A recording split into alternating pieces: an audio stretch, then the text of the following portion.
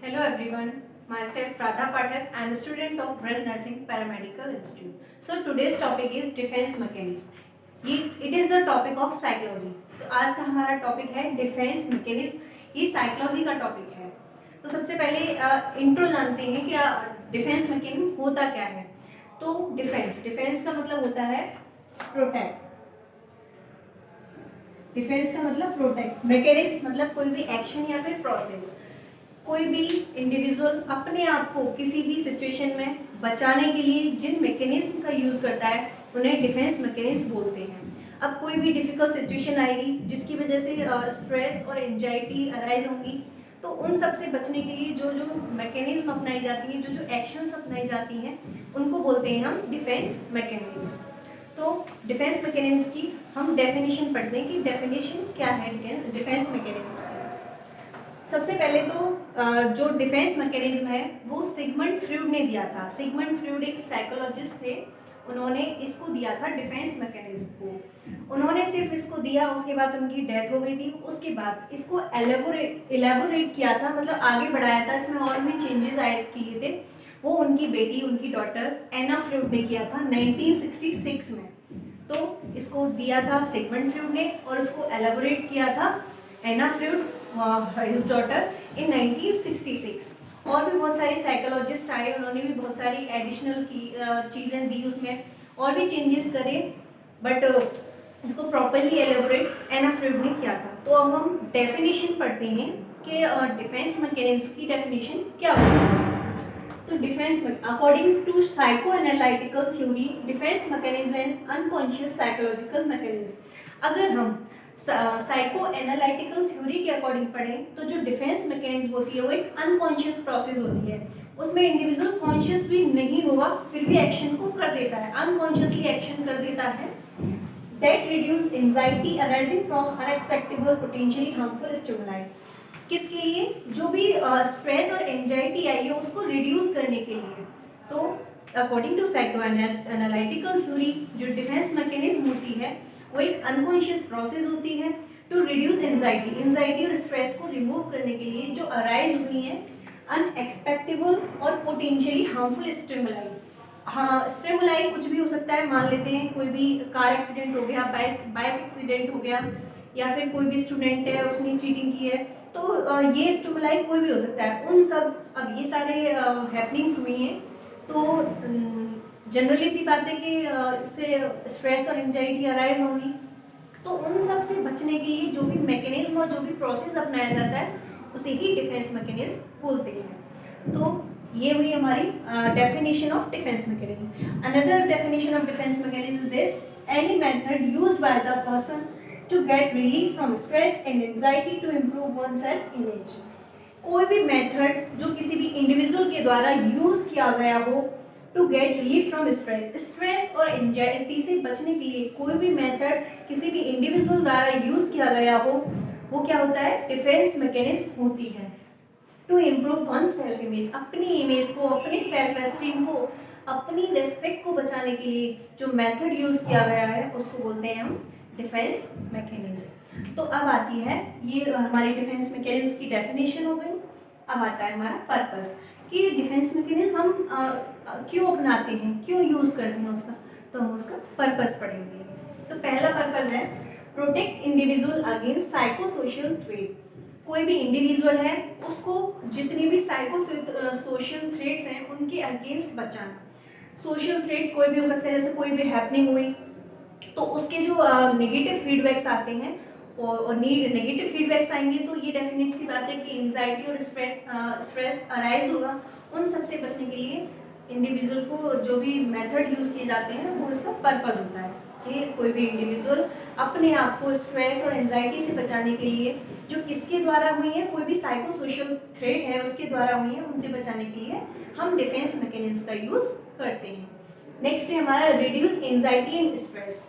ये तो हमने जैसा कि डेफिनेशन में पढ़ा कि कोई भी इंडिविजुअल है, कोई भी हैपनिंग की वजह से, किसी भी स्टिमुलाई या सिचुएशन की वजह से स्ट्रेस और एंजाइटी होती है, उससे बचने के लिए डिफेंस मैकेनिज्म का यूज़ करता है.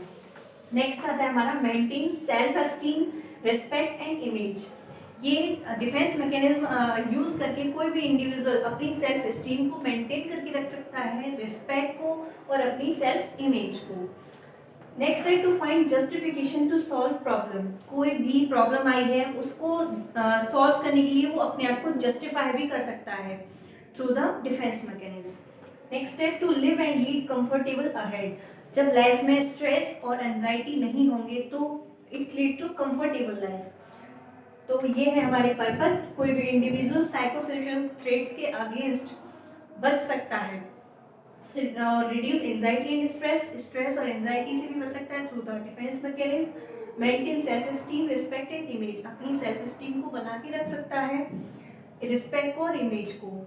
और अगर उसकी लाइफ में कोई भी प्रॉब्लम आई है, कोई भी हैपनिंग की वजह से प्रॉब्लम हुई है, तो उसको जस्टिफाई करेगा through the defence mechanism. And last है to live and lead comfortable ahead. और लास्ट है कि जब स्ट्रेस और एंजाइटी नहीं होंगी, अपनी सेल्फ एस्टीम को, अपनी इमेज को, अपना रिस्पेक्ट बचा के रखेगा, तो ही leads to live and lead a comfortable life. तो अब बारी आती है टाइप्स ऑफ डिफेंस मैकेनिज्म के। डिफेंस मैकेनिज्म के टाइप्स क्या क्या होते हैं, तो इसको हमने दो पार्ट्स में डिवाइड किया है, पॉजिटिव डिफेंस मैकेनिज्म और नेगेटिव डिफेंस मैकेनिज्म। इन दोनों में डिफरेंस क्या है कि ये जो पॉजिटिव है, पॉजिटिविटी से नाम पता चल रहा है, ये कंस्ट्रक्टिव वे में जो भी डिफेंस मैकेनिज्म अपनाएगा वो कुछ ना कुछ अच्छे के लिए अपनाएगा, पॉजिटिव रिजल्ट आएगा उसका। लेकिन इसमें नेगेटिव डिफेंस मैकेनिज्म क्या है, ये थोड़ा सा रिस्की होता है और उसका जो रिजल्ट है वो नेगेटिव ही निकलता है। तो सबसे पहले हम पॉजिटिव और नेगेटिव दोनों देख लिए। इनमें क्या है, एक दो दोनों में सिमिलर भी हैं, जैसे इसका डिस्प्लेसमेंट है और सब्लिमेशन में भी बिल्कुल डिस्प्लेसमेंट वाला, तो मतलब पॉजिटिव और नेगेटिव में कुछ सेम भी है। तो सबसे पहले हम नेगेटिव डिफेंस मैकेनिज्म पढ़ते हैं कि नेगेटिव डिफेंस मैकेनिज्म में क्या होता है। तो पहला है हमारा डिस्प्लेसमेंट। डिस्प्लेसमेंट पता चला है एक जगह से प्लेसमेंट, जो प्लेस है उसको डिस्प्लेस करना है, जैसे transfer impulse on any less threatening object. किसी भी इम्पल्सेस को ट्रांसफर करना उन ऑब्जेक्ट पे जो लेस थ्रेटनिंग हो, जो लेस हार्मफुल हो। जैसे एग्जांपल की तरह से समझाती हूँ मैं, जैसे कोई भी इंडिविजुअल है, वो जॉब करता है, ठीक है, तो उसके बॉस ने उसको डांटा, तो अब वो बॉस को तो डांट नहीं सकता क्योंकि बॉस तो लेस थ्रेटनिंग है नहीं, क्योंकि वो अगर बॉस को वापस रिटर्न में डांट देगा तो उसकी जॉब भी जा सकती है, ठीक है। तो वो उस गुस्से को कहाँ उतारेगा, या तो अपने जूनियर्स पे उतारेगा या फिर क्या करेगा, घर पे आके अपने वाइफ पे, अपने बच्चों पे या फिर अपने छोटे भाई बहनों पे उस गुस्से को उतारेगा। बोलते हैं कहीं का गुस्सा कहीं उतारना। तो वो भी क्या करता है, जो बॉस की जो इम्पल्स थी डांटने वाली, वो कहाँ ट्रांसफर कर रहा है, लेस थ्रेटनिंग पे, जैसे कि उसकी वाइफ है, बच्चे हैं, बहन भाई हैं, उन पे, क्योंकि वो रिटर्न में कुछ नहीं बोल सकते। तो यही होता है डिस्प्लेसमेंट। नेक्स्ट आता है हमारा प्रोजेक्शन, ब्लेमिंग समवन एल्स, मतलब अपना खुद से कोई गलती हुई है और उसको किसी और पे ब्लेम कर देना। प्रोजेक्शन का मतलब, जैसे मेरे हाथ में ये पेन है, ठीक है, ये गिर जाए तो मैं ये नहीं कहूंगी कि मुझसे गिरा है, मैं ये कहूंगी किसी ने मुझे पुश किया है पीछे से, उससे गिर गया, पेन की गलती थी या पेन ही गिर गया, तो मैं इसको ब्लेम करूंगी दूसरों पे। ऐसा होता है प्रोजेक्शन में, ठीक है। नेक्स्ट है हमारा रिग्रेशन। रिग्रेशन में क्या होता है, बैक जर्नी। जो भी इंडिविजुअल है वो थोड़ी किसी भी डिफिकल्ट सिचुएशन में आ जाता है, तो उसके एंजाइटी और स्ट्रेस से बचने के लिए वो क्या करता है, अपनी बैक जर्नी में चला जाता है। जैसे मान लेते हैं बच्चे थे तो मोस्टली जो बचपन में थम सकिंग करते थे लोग, बच्चे जो है करते हैं थम सकिंग बचपन में, लेकिन जब इंडिविजुअल बड़ा हो जाता है और वो ज़्यादा स्ट्रेस में और एंजाइटी में आ जाता है, जैसे कोई भी इंडिविजुअल है वो ऑफिस में काम करता है, उस पर इतना वर्कलोड आ गया कि वो बहुत एंजाइटी में है, स्ट्रेस में है, तो कहीं ना कहीं वो क्या मैकेनिज्म अपनाएगा कि वो थम सकिंग स्टार्ट कर देगा, जिससे क्या है उसे उसकी एंजाइटी और उसके स्ट्रेस में उसको रिलैक्स मिलेगा। तो ये होता है रिग्रेशन, अपनी बैक जर्नी में चला जाता है। एक और एग्जांपल देती हूँ इसका, जैसे कोई भी एक वुमेन है, वो किसी भी डिफिकल्ट सिचुएशन में है, कोई भी मिसहैपनिंग हुई है, तो वो अब बहुत परेशान है, बहुत एंजाइटी और स्ट्रेस में है, तो वो क्या करेगी, उसकी जो बैक जर्नी, पिछली जो लाइफ थी उसकी, वो बहुत अच्छी थी, तो वो क्या करेगी, पहले जैसे रहती थी ना, लाइक 15 और 16 ईयर ओल्ड गर्ल, उसकी तरह ही ड्रेसिंग सेंस कर लेगी अपना, उसकी तरह ही रहन सहन हो जाएगा, तो वो क्या अपनी बैक जर्नी में चली जाएगी to relieve from stress and anxiety. Next आता है हमारा डिसएसोसिएशन में क्या होता है, unconscious separation of painful feelings और इमोशंस। कोई भी इंडिविजुअल है, उस पर कोई अब उसका वक्त बहुत बुरा चल रहा है और बहुत एंजाइटी और स्ट्रेस में है, तो वो क्या करेगा, उसको बिल्कुल निग्लेक्ट कर देगा, उस सिचुएशन को निग्लेक्ट करके दूसरी चीज़ों पे ध्यान देगा, तो इसी को बोलते हैं डिसएसोसिएशन। नेक्स्ट आता है डिनाइल। डिनाइल का नाम से पता चल रहा है रिफ्यूज टू एक्सेप्ट रियलिटी। जो रियलिटी होता है वो रियलिटी को छोड़ के दूसरी चीज़ों पे ध्यान देता है, जो रियलिटी है उसको एक्सेप्ट नहीं करता है। जैसे मान लेते हैं किसी भी इंडिविजुअल से कोई भी गलती हो गई, कोई भी मिस्टेक हो गई, उससे पूछो तो वो बोलेगा नहीं ये मुझसे नहीं हुई, इससे हुई है, किसी और से हुई। तो जो रियलिटी है वो उसको एक्सेप्ट करने के लिए रेडी नहीं होगा, तो यही होता है डिनाइल। नेक्स्ट आता है रिएक्शन फॉर्मेशन। रिएक्शन फॉर्मेशन नाम से पता चल रहा है रिएक्शंस का बनाना, फॉर्मेशन करना। सो ऑपोजिट रिएक्शन, इसमें क्या होता है, कोई भी इंडिविजुअल है वो ऑपोजिट रिएक्शन शो करने लग जाता है। जैसे कोई भी इंडिविजुअल है, कोई भी पर्सन है, वो बहुत गुस्से में है, तो गुस्से में वो क्या करेगा, वो गुस्से वाली इमोशंस को शो नहीं करेगा, वो ऐसे लविंग रिएक्शन शो करेगा कि उसको बिल्कुल गुस्सा आ ही नहीं रहा है, मतलब बिल्कुल ऑपोजिट रिएक्शन शो करेगा। तो यही होता है रिएक्शन फॉर्मेशन में। तो ये क्या थे हमारे नेगेटिव डिफेंस मैकेनिज्म। सबसे पहला डिस्प्लेसमेंट था।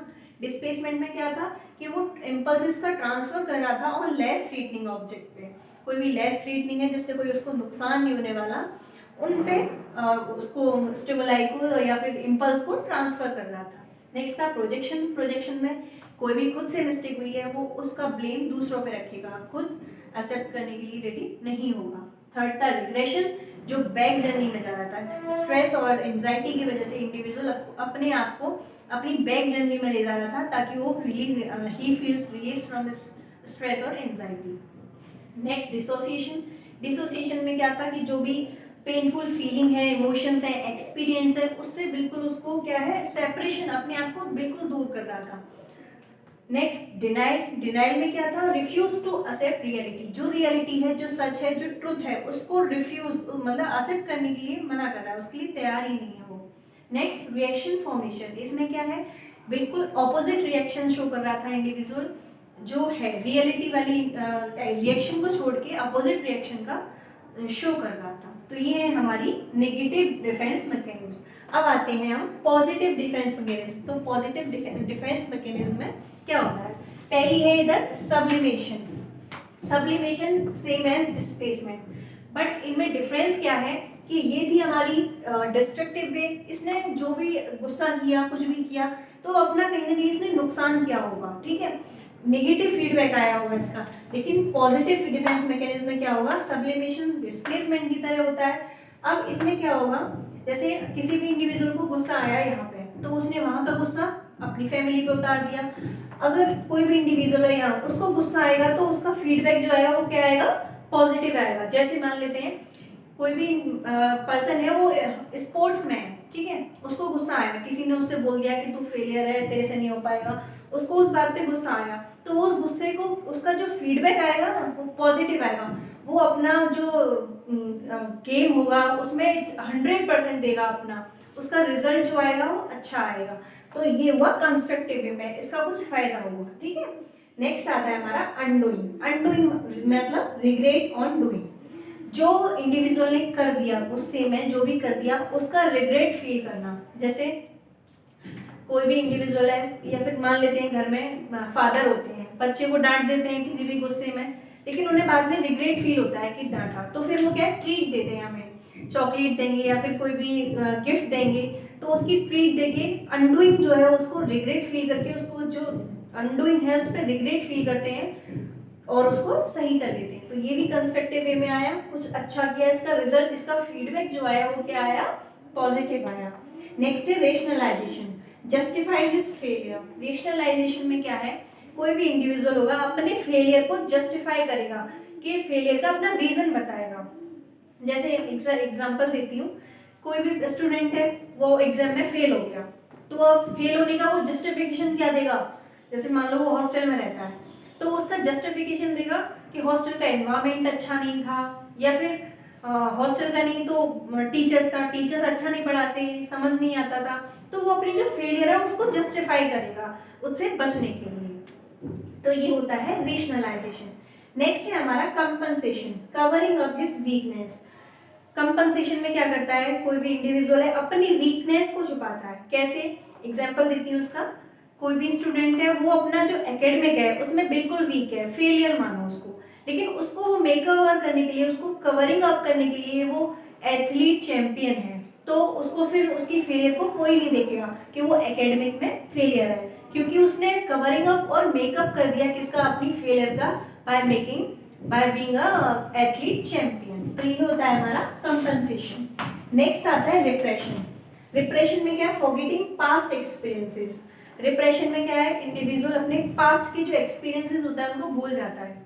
कोई भी दो अच्छे फ्रेंड्स मान लो, बहुत अच्छे दो फ्रेंड्स हैं, उनमें फाइट हो गई, ठीक है, फाइट हुई, कुछ टाइम का टाइम पीरियड रहा, गैप रहा, तो वो क्या है, अब एक दूसरे का बर्थडे भी भूल जाते हैं, ठीक है। तो ये होता है रिप्रेशन में, जो पास्ट एक्सपीरियंसेस हैं, उसके जो भी जो एक्सपीरियंस रहा होगा पास्ट में, उनको वो भूलने लग जाता है। नेक्स्ट आता है हमारा इंटेलेक्चुअलाइजेशन। इंटेलेक्चुअलाइजेशन में क्या करता है इंडिविजुअल, सेपरेशन ऑफ इमोशंस। जो इमोशंस होते हैं उनको बिल्कुल सेपरेट कर देता है।